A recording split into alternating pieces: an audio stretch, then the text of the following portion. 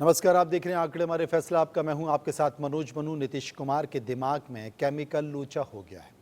ये बात मैं नहीं बल्कि इस वक्त बीजेपी के तमाम नेता कर रहे हैं और बिहार के पूर्व मुख्यमंत्री जीतन राम मांझी भी कह रहे हैं। अभी 2 दिन पहले ही 2 बार सेक्स को लेकर कुछ ऐसा ज्ञान नीतीश कुमार ने दिया कि घमासान मच गया।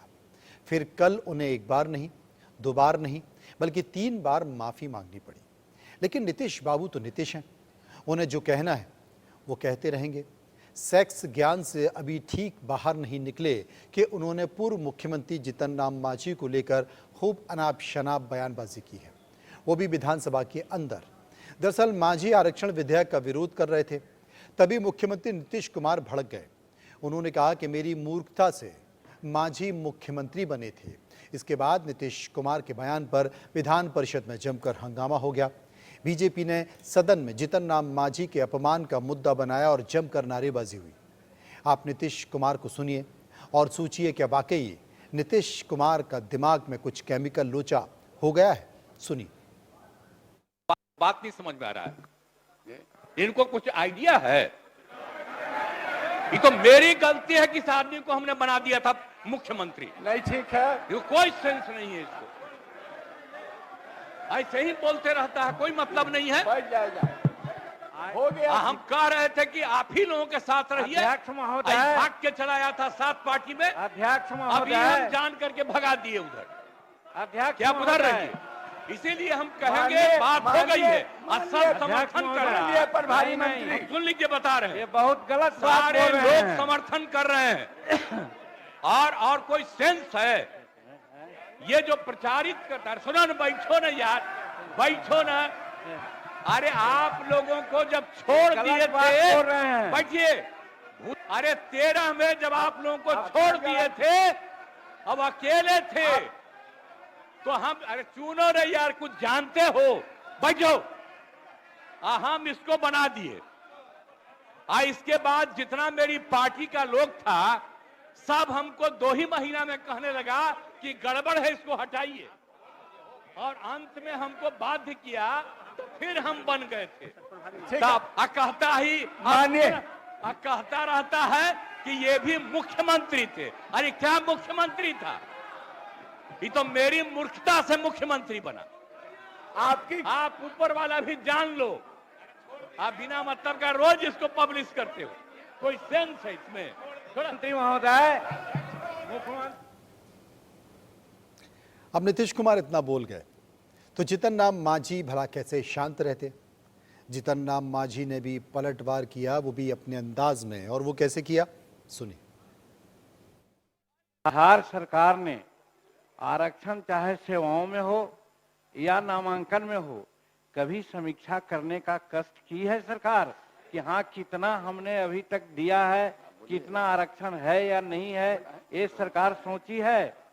हमको मालूम है हुजूर, हमको मालूम है कि जहां तक गजेटेड एम्प्लॉइज के आरक्षण की बात जहां आती है और 1971 से रोस्टर नियम लागू है और अब तक 16% ही सही होना चाहिए था, लेकिन उनका आरक्षण अभी मात्र 3% है।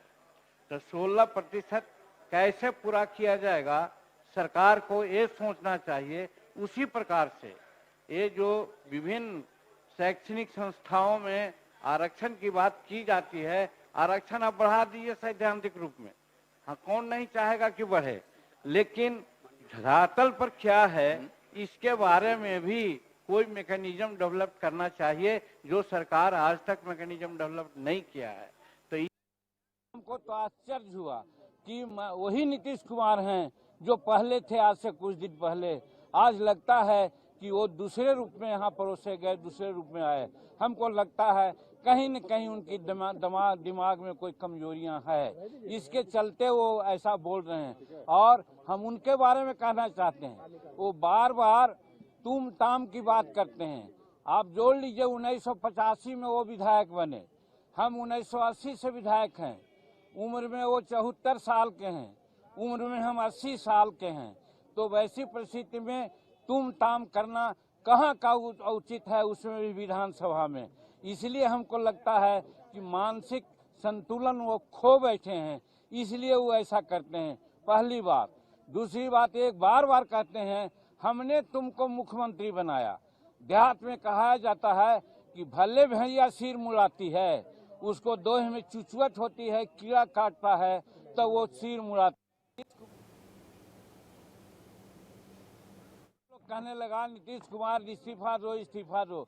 अपनी लाज बचाने के लिए एक सीधा साधा आदमी को मुख्यमंत्री बनाने का काम किया।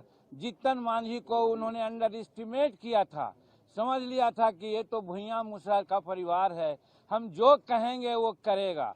आप लोग भी इसका गवाह हैं कि 2 महीना तक मुख्यमंत्री के रूप में उनकी बातें हमने कही। आप लोगों ने कहा कि जीतन मांझी रबर स्टैंप हैं, जीतन मांझी रिमोट से चल रहे हैं। सही बात है, हम आपको धन्यवाद देते हैं। आपकी इन बातों ने हमको प्रेरणा दी और प्रेरणा के बाद हम जब काम करने लगे तो यही इनके चमचा लोग कहा, ए नीतीश बाबू, जीतन मांझी को आप बनाए थे कि जो कहिएगा सो करेगा, तो वैसा न करके राजहित में ऐसा ऐसा निर्णय ले रहा है, अगर 4-5 महीना रह गया आगे तो फिर आपको कुत्ता भी नहीं पूछेगा। निश्चित रूप में जीतन मांझी आगे का मुख्यमंत्री होगा। तब इसको हटाने के लिए इन्होंने क्या क्या नहीं किया। नीतीश कुमार जिस तरह से पिछले कुछ दिनों से बयानबाजी कर रहे हैं, वो खुद ही बीजेपी को बोलने का मौका दे रहे हैं। बीजेपी को नीतीश के खिलाफ मोर्चा खोलने का मौका मिले, वो छोड़ दें, मुश्किल है। नीतीश की बयानबाजी को लेकर बीजेपी भी अब हमलावर है। किस तरीके से, सुनिए। लोकतंत्र शर्मसार है। जिस तरह दलित समाज से आने वाले आदरणीय जीतन राम मांझी जी को नीतीश कुमार जी ने बेइज्जत करने का काम किया है, ये अत्यंत ही दुर्भाग्यपूर्ण है। हम लोगों ने आग्रह किया, बिहार के मुख्यमंत्री रहे हैं, हम लोगों ने तो साथ में काम किया है। हमने आग्रह किया है किसी भी हालत में एक भी दलित समाज को नीतीश कुमार इस तरह कोई बेइज्जत नहीं कर सकते हैं। और इस तरह की भाषा एक संवैधानिक पद पर बैठा व्यक्ति का कहीं से शोभनीय नहीं है। निश्चित तौर पर मुख्यमंत्री का मानसिक स्थिति ठीक नहीं है और ये सच है कि वो बौखलाहट में बहुत सारे गलत निर्णय ले रहे हैं और कौन लोग इस तरह के उन्माद पैदा करने के लिए उनको प्रेरित कर रहा है। कल महिलाओं का अपमान, आज अनुसूचित जाति दलितों का अपमान, ये पूरे बिहार को बर्बाद करने के कसम खा चुके हैं। और जंगल राज वाले लोग जो उत्तराधिकारी बने हैं, मुख्यमंत्री को चाह रहे हैं कि जल्दी से मानसिक तौर पर ये बीमार घोषित होकर पद को छोड़ दे और मुझे पद मिल जाए।